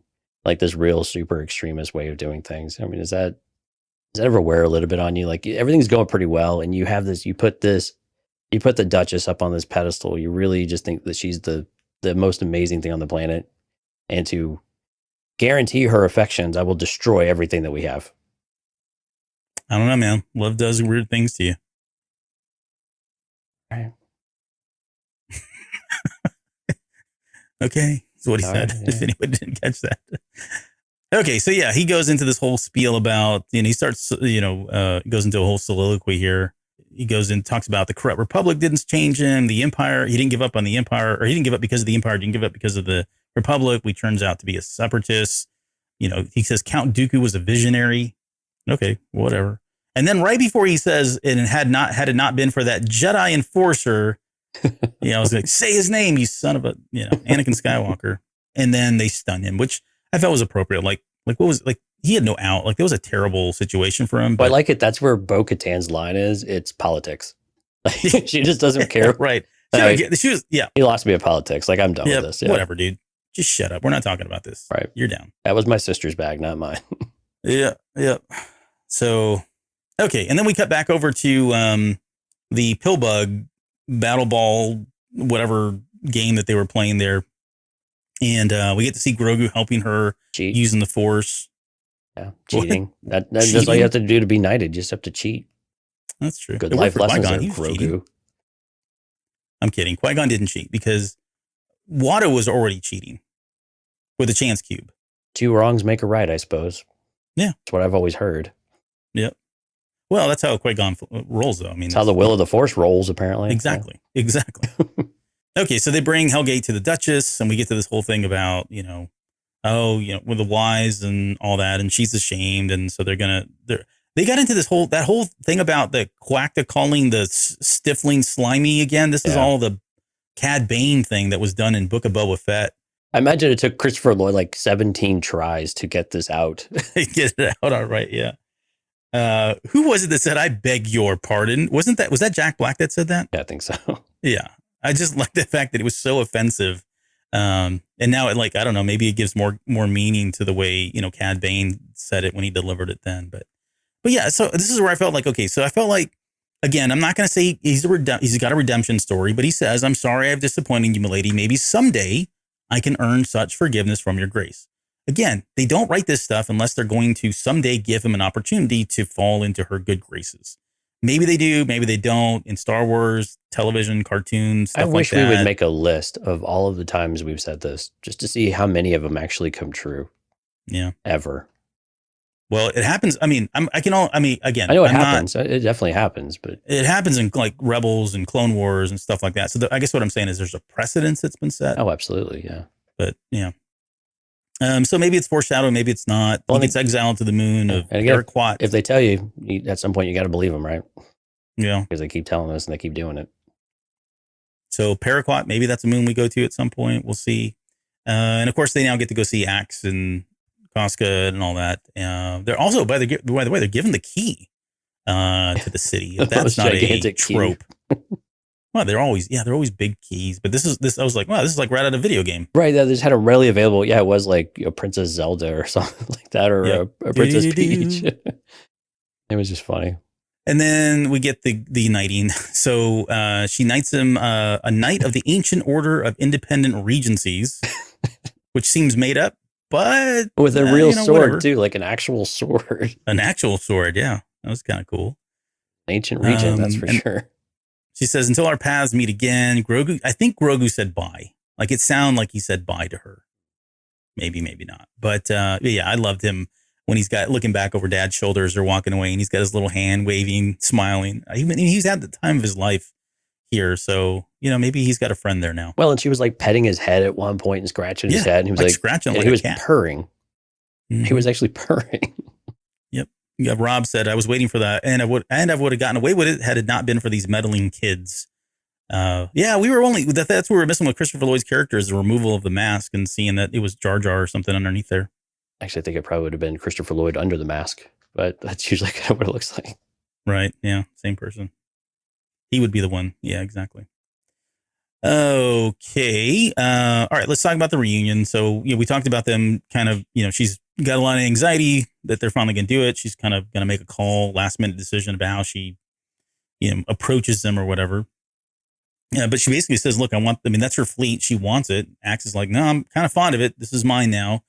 And so she challenges him. Now, the whole action sequence I thought was pretty good. Yeah, I really enjoyed it. I liked the way it was cut. There were some really good moments. I love the fact that Bo-Katan, throughout this episode, especially, she made use of her jetpack in a lot of different ways. more than I think Din Djarin and some of the other Mandos. And so I don't know, maybe that's just a skill thing or whatever. But there was one part in there where when she acts, I think punches her and they're falling off the gauntlet ship, and then she like uses the cable to hit him before she lands and like pulls him off. I mean, there was just really cool uses of their, and we got to see everything. We got to see the flamethrower, we got to see the shield. They had knives. I mean, the only thing that didn't come out was the dark saber, which of course wouldn't because she didn't have it. But I enjoyed the fight. I thought it was pretty good. And I'm glad you said that the way that they cut this, it kept it exciting, it kept it moving, it kept it energetic. And you're right, just the action of it, of being able to see the jetpacks in play all the time. It was like you would expect two Mandalorians who were actually fighting to fight, and it felt like it was very, I mean, because it was very, very real. And this was a fight to potentially to the death. Now, would he have given her the same quarter that she gave him? I honestly don't know. I don't know either. Like there were moments in there where it looked like had she not ducked, like she would have lost her head. Right. And it did look like there were moments when she was pulling punches or maybe not going for the death kill. I mean, there was twice where she had him basically pinned down, asking him to, surrender or give up. Right. So, and I like that first time when she gave him the opportunity, he's like, what? And, it just took off. But you're right. When they were, when it became more of a 4D type of space, right? When we're 3-dimensional, where they're up on top of ships, they're getting, they're in the air, they're using the zip lines and bringing each other off of it with the ripcords, whatever they're called. Sorry, that always escapes my brain, whatever it is. But just being able to do that and using every tool in the trade that they more or less had, that feels like a Mandalorian fight. So it was just fantastic to be able to watch that, and everybody just kind of watching, staying out of the way. Right? It's when it gets serious, and you can see Din getting a little tense. Nope, this is how we resolve things. You had a challenge, you see it through the end until one of you yields or one of you loses a finger, I guess. Yeah. Or a head. Rob says, well, he led with a rocket grenade. Yeah, that's true. He did. Yeah. He went for the kill shot. That was a party quick. grenade, though. It just like confetti shot out. You just didn't see it happen. He wasn't really trying to go for like a kill or anything. So, okay. So yeah, she finally subdues him, and he basically surrenders, but then he kind of throws in her face like, you won't even take that dark saber away from your boyfriend. Or did he say boyfriend? I could have sworn he said boyfriend, but maybe not. I'm pretty sure that's what he meant. Yeah. Yeah, that's what he meant. Which is, true in a lot of ways. And she starts evoking this whole thing of she goes into her speech, right? Mandalorians are stronger together. This is what she's basically saying, what I think Din Djarin said a couple episodes ago. Right. And then Axe makes that comment about how Mando doesn't even have blood in his veins, that, as a true Mandalorian. And this is, I'm glad they brought this back up because it's been a while since we've talked about this, the identity of what a Mandalorian is. It seemed pretty prevalent in season 1, I think, more than season 2. Maybe it was season 2. No, it was season 2 because that's when we met the Night Owls for the first time, and they were giving a bunch of crap to Boba Fett and all that, right? Right. But either way, this is kind of one of those themes that I'm glad they came back to, because I think it is going to be, a redefining kind of thing for the Mandalorians. Is like, it's part of the identity. It's not, like we said, it's the creed more than it is about your blood or where you were born or any of that stuff. Yeah, the idea that you're only Mandalorian if you come from a house of Mandalorians. The way the Children of the Watch do it with the foundlings is almost more. You would think that would be more important to a culture like the Mandalorians, especially in the state that they're in right now.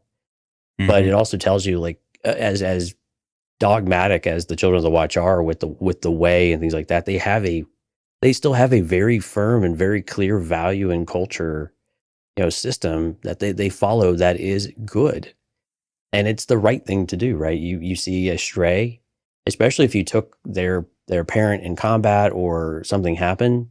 You take them in and you make them as one of your own, because you don't leave those types of people behind, or you don't leave those things behind, or those beings or those creatures, like we saw with the dragons, right? Yeah. Whereas the other ones seem a little more flexible with some of the rules of what it is to be Mandalorian, because they take a lot of that for granted, because this is what they were born with. This is their lineage. This is their house. This is their history, their heritage, and that they rely almost solely on that to help define them as Mandalorians.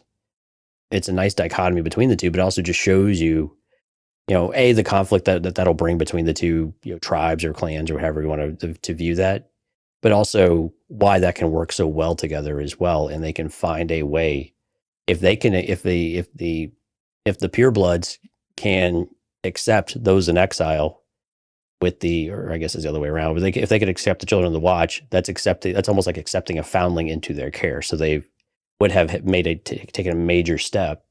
And then if the children of the watch can accept someone who takes off their helmet, and again, that tolerance and that being able to accept that there are different ways of thinking beyond the way, and we can follow a general way in some ways. They've got to clarify what the way truly means, though, to the armor, and what her end result or what her end game is here, because I think there is some confusion here about what it is that she actually wants to achieve. And this is where kind of the questions I had earlier in the episode was, does she really want everybody to just adopt the way again? Like, we all need to commit to the way, but we've got to do it all first. Let's get them all here, and then we'll figure that out, and we'll find a way to move forward. But it's going to be my rules. Or is she really going to loosen and flex that and rely on a Bo-Katan, or is she just relying on Bo-Katan just to bring them here, and then she'll figure it out as the armor? That's a good question, because even what the way Bo presents this, right after after Axe makes that comment about he doesn't have Mandal blood in him. I mean, she basically says, "Look, don't talk to my boyfriend that way." Right. I think that's what she said, if I'm not mistaken. That's my man. That's my man. Yeah, that's what she said. But then she goes and talks about how, he took the creed, right? He chose to walk the way just as our ancestors did. So, and this is where I started to question, like, okay, so is she come around to the idea that the way is the way, right? Because that seems a pretty big step for her. And it's fine if she did, but I think this is what you were kind of hitting at. Like, what is the way now? Like, is she trying to get everybody on board and get them following the children of the watch? Or would it be more like we thought, more how we theorized that it would be some kind of a balance, right? Of old ways and new ways, or just a modern way, an approach to what it means to be or to follow the way. Hopefully they wrap this up where they get to the bottom of this, because I'm with you. Like, it does. When she was talking about this stuff, I'm like, well, where does she stand on this, right? Right. I mean, at the end, she kind of puts a good bow on it. See what I did there? Yeah, I see. She puts a good bow on it at the very end, because she says he's every bit the Mando that we are, saying that he's his equal, right? So I think that's the message, the overall message, but she was getting into some territory about almost like defending him and saying like that was the best way. I'm not using it the way, proper, but that was the best way to go about being a Mandalorian. I don't know. I need her to clarify some of that stuff. Well, I think with Bo-Katan, I have fewer questions than I do the armor, because I think with Bo-Katan, the way I viewed her bringing the ancient ways is like, look, we all celebrate the ancient ways. Why would we treat this group of people that adhere to that more strictly than we do? They walk that way because that's what we've always taught. That's what we learned as kids. We had these same experiences growing up. We bathed in the waters and we read the creed. Now we kind of giggled about it and chastised it in some ways and took it for granted. This was a way of life for them. But we all did it. We all took it. Our lines come from the same line in some level. And so I think some of that was her bridging those two worlds of saying, look, here's our commonality. We're not that different. We've definitely gone in different directions, but we all have a same origin story of some sorts, right? We all have that single source of truth from the past, from our ancient ways. We all believe in the Mandalore, the teachings of the Mandalore. Those are the things we can wrap ourselves around. I think that's where the armor, though, comes in, because I think Bo-Katan is more flexible with what that actually looks like in today's terms. Helmet on, helmet off, don't really care, blah, blah, blah. I'm concerned about what the armor's perspective of that is, of whether she is going to have expectations of what that means so that we define the way. And so is she going to help redefine the way, or is she going to say, no, this is still the way? You all have an opportunity. that type of response and that reaction. So I'm really curious to see how it goes. If Bo-Katan is really going to lead it, it's going to have to be that more open-minded approach, which again is a lot of irony considering how the rest of this episode went, for her to have these moments here where she's very flexible and very, very inclusive, rather than just kind of, bull in a china shop. So where does that leave like Boba Fett and Cobb Vanth? Well, Cobb Vanth's not a Mandalorian, first of all. Never has been, never will be. Hold on. So time out. I get that. That's what I'm saying, though. Like, that doesn't, I mean, it doesn't align with the theory, at least my theory. And I guess that's where I'm going and trying to defend. It's like, I was hoping that it would be kind of like, hey, anybody can be a Mandalorian as long as you adopt the creed. But I guess what I heard you saying is it's about more adhere because they went through the old traditions and all that they're Mandalorian. No, I'm sorry. No, what I'm trying to say is that that's how she's unifying them. That's how she's getting the children of the Watch and her clan they all believe in the ways of the past. Like they all kind of came from the same place. So they hate each other for their ways of interpreting it. Doesn't matter. They still all kind of believe in an overall, they believe in the overall Mandalore story, right? They all learn it. It's all a part of them and they feel connected to it. I don't think that changes anything with a foundling or anybody that they would adopt into the Mandalorian culture or anything like that. So I think that's all a bit different. And with Boba Fett and with Jango Fett, I think from some respect, that's a choice that Boba has to make about whether that's anything that he actually wants. So I think whether they would accept him or not, I think is again that commitment. And I do agree with you at a point. Are you going to take the creed? Are you going to commit to being a Mandalorian? I just don't know what that commitment means right now or what that actually looks like. What is the commitment besides reciting the creed? Is it a helmet? Is it more than that? Is it something differently and different entirely? But no, my point was just she was just bringing things together based on their common history. Oh, I got you. Yeah, okay. Of what they believed, just or religiously almost, right? Yeah, and I'm glad you said that because honestly, the way I think we've talked about it, the analogy that we've used in the past on one of the mini shows we've done was that this was very similar to Christianity, right? Christianity is the way, if you want to look at it that way. And then you can choose to come into Christianity and all you technically need to do, I hate to oversimplify this, right? But all you technically need to do is be baptized, right? That goes back to John the Baptist and the teachings of Jesus Christ.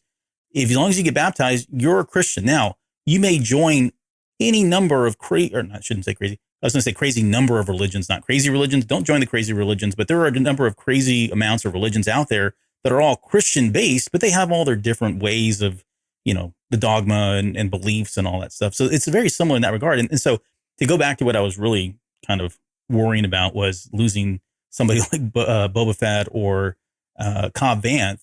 Like, wouldn't it be something for both of them to visit like Mandalore and then go into the waters and then come out of the waters? And to me, it feels like that's all they would really need to do at a very basic level to be considered a Mandalorian, right? Because they followed away. And so long as they take their helmet off, maybe they don't. Maybe that's something that she's a little bit more lax on now at this point. That might be enough for them to be considered Mandalorians. I agree with you. I think it starts probably with bathing in the waters or reciting the creed.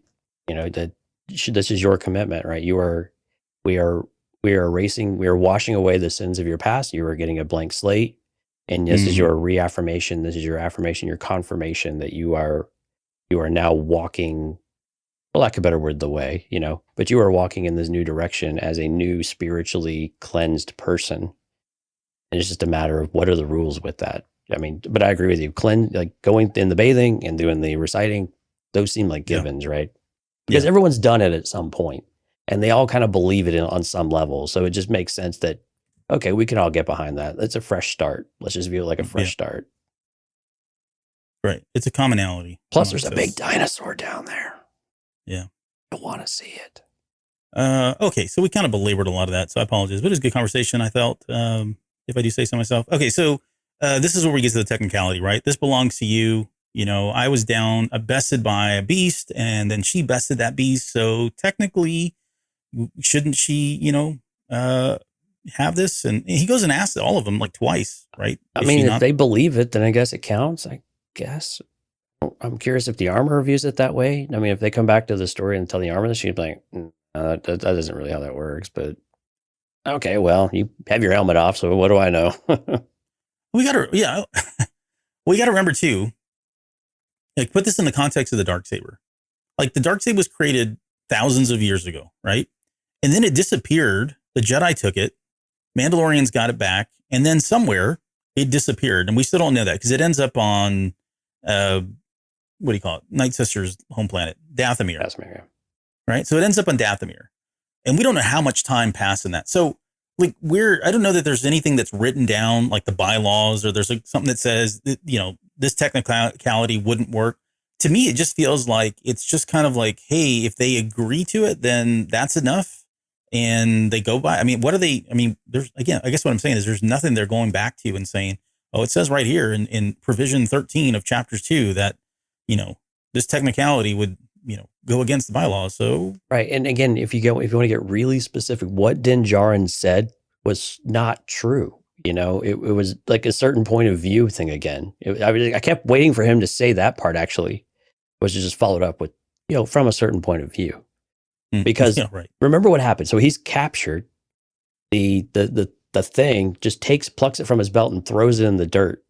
She's fighting the beast already. So she hasn't beaten the beast. She picks up the darksaber and kills the thing with the darksaber, right? Yeah. Yeah. So not really how things happen that Din lays it out there.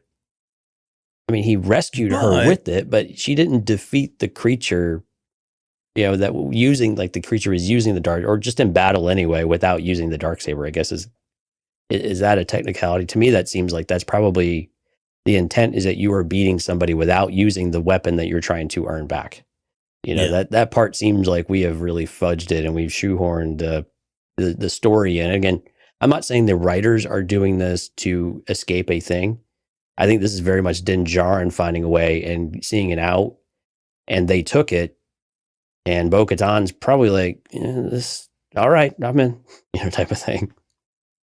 Because if everyone's going to buy in, then why not? But again, it doesn't feel a whole lot different than Rebels on some level. Not entirely the same, of course, but on some level, it's did you beat someone in combat to get it? Like Din Djarin did with Moff Gideon? No.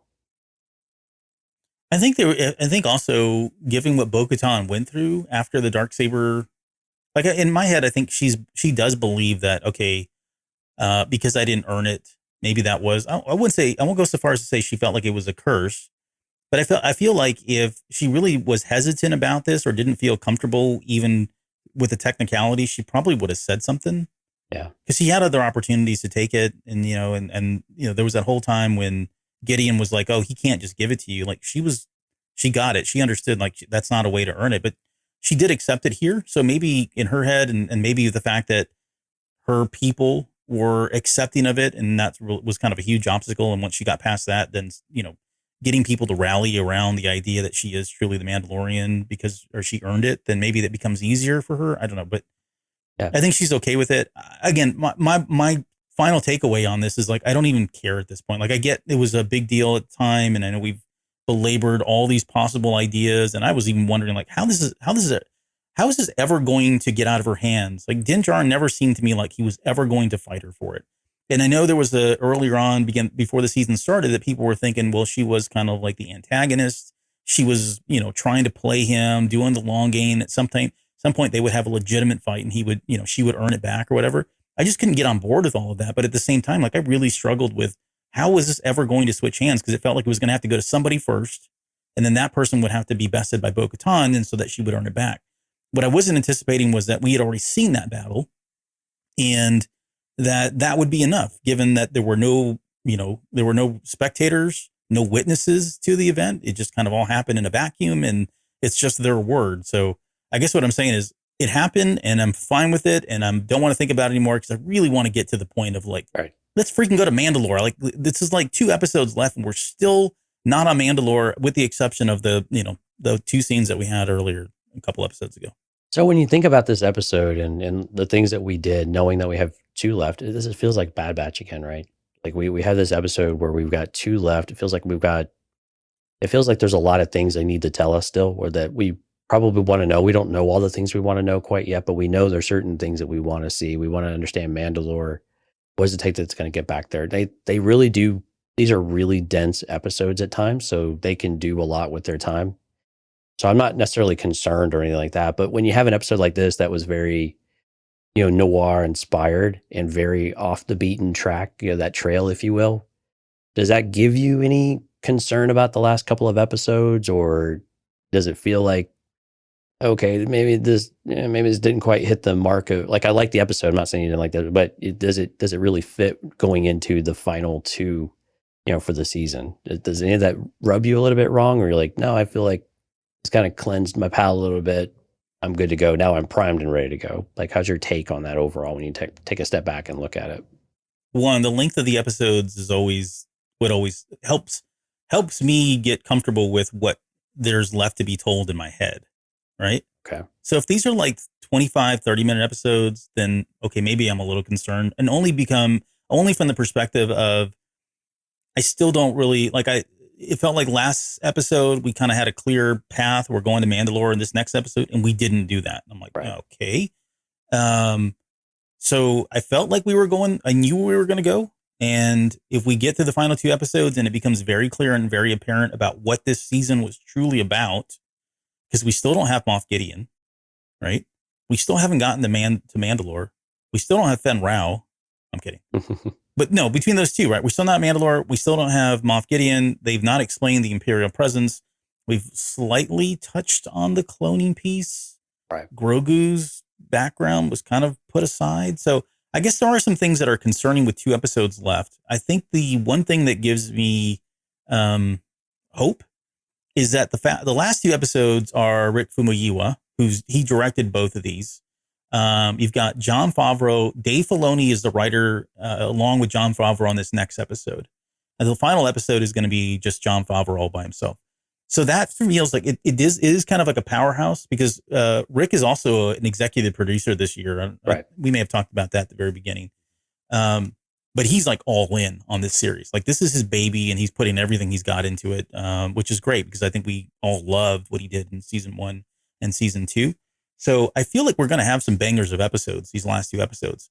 The amount of time is the only piece that I'm worried about. If we get a 45-minute for both, that's probably enough time to at least feel like we made significant progress in either the reclamation of Mandalore, or some kind of resolution with Moff Gideon, and understanding like what are we setting up for a season 4? Where is this going to go with Bo-Katan as a leader? Where's this going to go with Din Djarin and his future? Is he stick around as part of that? Does he go back to his ways of, being, running around the galaxy with Grogu, and we get the lone wolf and cub thing again that we kind of got away from season 1 and season 2?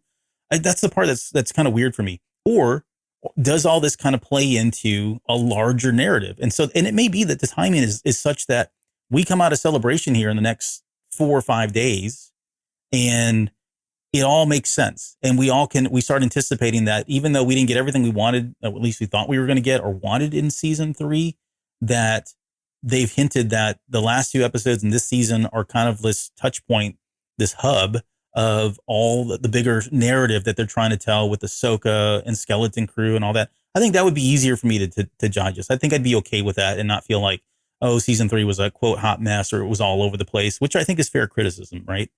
There's just an unknown. So I think that X factor of Celebration and knowing what the landscape is going to look like for the Dave Filoni / Jon Favreau universe would make me feel better, regardless of how much time are left in the last 2 episodes, or what they can and cannot get to in those 2 episodes. Yeah, I want to touch Does that on make that. sense? Yeah, I want to touch on that last comment there in just a second. Yeah. I think the other thing, though, to think about is that this episode that we got this week, I think when you think about what did it deliver, like what did we need something to be delivered this week? Did we resolve Bo-Katan claiming her old clan? We did check that box, right? So I think it's important that we note that we checked that box. Now, whether you spent the entire episode trying to accomplish that, or you did in the last 5 minutes, we did check the box. So from an overall story, was it the entire episode that was driving that? Not necessarily, but we did get to the point, at least one thing resolved that we needed to have resolved. So we did do that. Could have we accomplished more, done it a little bit differently? Quite possibly, but that's what it was. We checked that box.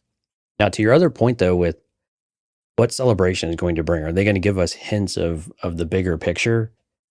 I'm really starting to think the answer is no. And the reason why I say that is this past weekend, of course, there's been tons of conventions going on. And so there was an interview with Dave Filoni and Jon Favreau, and they were talking about things. And Dave Filoni really wanted to say something. He's like, you know what? No, you just need to see it before we talk about anything.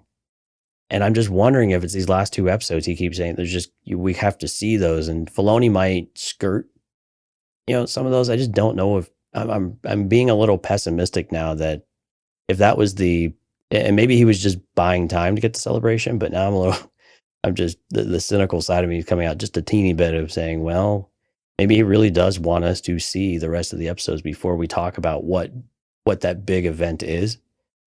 But then why would you waste Celebration not to share some big event if that's really on the horizon, right? Or if that's part of the roadmap, especially in the roadmap in the next 12 to 18 months, right? So that's something I'm a little bit unsure about at this point. And if anything, I'm skewing a little bit on the side of we're not going to get enough of that to feel really good about it. I'm hoping I'm very wrong. Skeleton Crew, I think, is totally different. I think that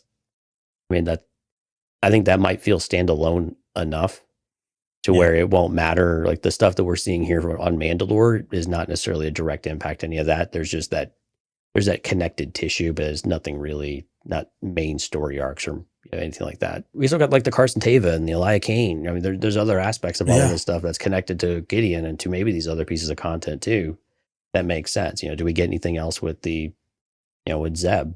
Was that really just a cameo for fun, or is that leading to something else? So there's other things they can do at Celebration to take that without ruining the last couple of episodes or giving too much away, of what's going to happen on Mandalore. So they're not necessarily mutually exclusive in that way.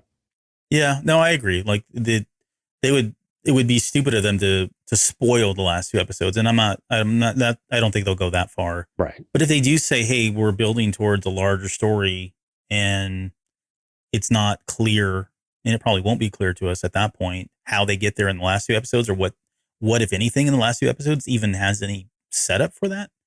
It's probably already happened. Like it does feel like it does feel like the last 2 episodes, given where they've been, what they've talked about these first 6, that we are going to get something on Mandalore and we're going to get something with Gideon. And that to me feels like that's 2 episodes alone. And maybe they tease something at the very end or give you something to kind of build off of for the other stuff. Sure, that's fine. But I don't know. I think we're out of time. I can't see us doing a side mission like this at this point. It's just too late in the game. This is how we felt. Like you said earlier, it's similar to the Bad Batch. Like we knew we were out of time. And those last 2 episodes were going to be heavy on Crosshair and the fate of the Bad Batch. And that's what we got. More or less, yeah. Maybe more or less, less on that Crosshair front, but yeah. Yeah. Hey, he showed up. He did show up. The last 30 seconds. Yeah, he was asleep the entire time, but whatever. Yeah. Lazy. The Crosshair's lazy, not than anyone else. But no, I'm with you. I think if they do announce something bigger, like broader event, I'm with you. We've probably already seen it. We've probably already experienced what that's going to be. It doesn't have to necessarily have any kind of dependency on the last 2 episodes here from a Mandalorian standpoint. Like from the true core Mandalorians, even Moff Gideon, they don't necessarily have to be related in that way for them to be connected. So yeah, fair point. All right. Well, I still have It's About Damn Time in my head from Lizzo. I've never heard that song, so I have no idea what you're even considering. Do not send it to me. Oh, you don't know that song? No, I don't really listen to the... You're going to be in my home here in just a few days. I know. And I'm sorry, my friend, you're not going to get away from it. It's going to be playing as you enter the house. So be prepared. It's going to be an experience. But no, that's all I got. I mean, we answered all of our kind of follow-up questions or final questions here. And look at our counter now coming in. Come on. We're about to end, dude. But yeah, I think we answered just about everything, including what we hope to see in the last 2 episodes. So there you go. That's the show. Yeah, we'll see. Segue into that. Well, I mean, hey, we're coming up on 500 official numbered episodes here. Really, probably, it may not be next week, but the following weekend. So it's pretty crazy. It's absolutely. And you are on your, what is it? So I thought you would say something. You didn't, but this is, you did the math. And today was what was it 300 episode? 400? When we do the Ahsoka episode for Celebration, that'll be my 300th Cantina Cast episode that we've done. That includes all of our bonus content. That includes all of our Patreon content, but 300, over 440 hours. Oh, you did the math on it? That's only up to 297 episodes so far. So, I mean, yeah. And I don't know if you knew 440 hours. How many days is that? Oh gosh, you'd have to do the math. Someone else can do the math. Where's Dale? Somebody do the math it's on that. Several, no, congratulations. That's several a lot weeks. It's a lot of episodes. Yeah. That's a lot of time. Yeah. I hope you're happy with your life there, buddy. Well, I mean, yeah. And the thing is, in a couple more hours, I'll surpass the 2 episodes I was on in the basement. So we're getting close. Right. Yeah. Yeah. That's a big milestone if you can get past that. Right. But a big milestone every week for us is when we do the live stream. We have all these amazing people come out and talk to us and give us so much great feedback. So thank you so much to Jonathan, Steph, obviously Subdued, Sky, Qui-Gon J, Riley, Derpy's Entertainment, Miss Sunflower, Gary, Juan. Good to see Juan. I know he means a lot to you as well. With the Deagle. Did I get that right? With the Deagle. With the Deagle. Yeah. Dale, Lauren, Michael Scott, the great Michael Scott. And Rob and Hard Counter. Again, thank you everyone to come out. If you are listening to the show, thanks for downloading. If you'd like to go out and see our faces, join the chat, get your comments thrown up on screen, a little bit of that interaction. We would love to have you with us. CantinaCast.com/YouTube. Subscribe to the channel, hit the notification bell, all the things. Go check out all of Lauren's amazing content on the books. She's got something coming out pretty much every week. So you are not going to be disappointed. She's going to be with us on most, if not all of the shows this weekend. So you're going to get her perspective on all of us as well. So it's going to be amazing. And of course, when we get the publishing news and things like that, you're going to want to hear what she has to think and what she's thinking about that, how that's going to work in with what we've had from High Republic so far, Lydia Kang's new novel, and what that looks like as we start to think about phase 3 of the High Republic in particular. Yep. I'm really curious about all the other novels, like the Shadow of the Sith type novels, those in between ones. I'm really curious from a publishing standpoint, what are those stories that we're going to get? Last with Celebration with Marvel, we had news of like The Blade and with Yoda, and those series delivered. So I'm excited about the opportunity of more of those other Marvel comic type of stories as well. So Hidden Empire was actually pretty good too. So yeah, so a lot of great content. Come see the three of us. Albert and I will be in the same sweaty gym locker of a room. Be fantastic. Crawling under desks just to get around, apparently. Shh. You're not supposed to. Don't ruin the magic. Don't ruin the magic. Don't ruin the magic. That's right. Yeah, and just to kind of hit it a little bit harder here. So cantinacast.com/YouTube. If you go out there, all of our programming has already been scheduled. Thank you, Jonesy, for doing that. So all of the shows, we've got one show on Friday, which is going to be a recap of day 1. We've got 2 shows on Saturday, 2 shows on Sunday, and then we'll do a Monday recap show of the convention with some other specific panels as well. So again, if you go out there and subscribe to the channel, you will get notified of that. So please do so, and please join us. And if you can't join us for the live shows, just you want our perspective on how things are rolling, tune into them a little bit later. We'd love to hear your feedback, and certainly, look, he's got it up right now. And now it's blown up. Yeah. So there you go. That's kind of like the infographic that Jonesy put together with all of the shows. Let me get this out of the way here. So yeah, please join us on those shows. It's going to be quite a fun time talking about Celebration, even though we can't be there. Okay, so we're going to take a break. Normally we record on Thursdays, and we're not because we got it done tonight. We'll be back on Friday for that show, Friday night, 7 p.m. Central. And we'll both be in-house for that one along with Lauren. And until then, we'll see you guys.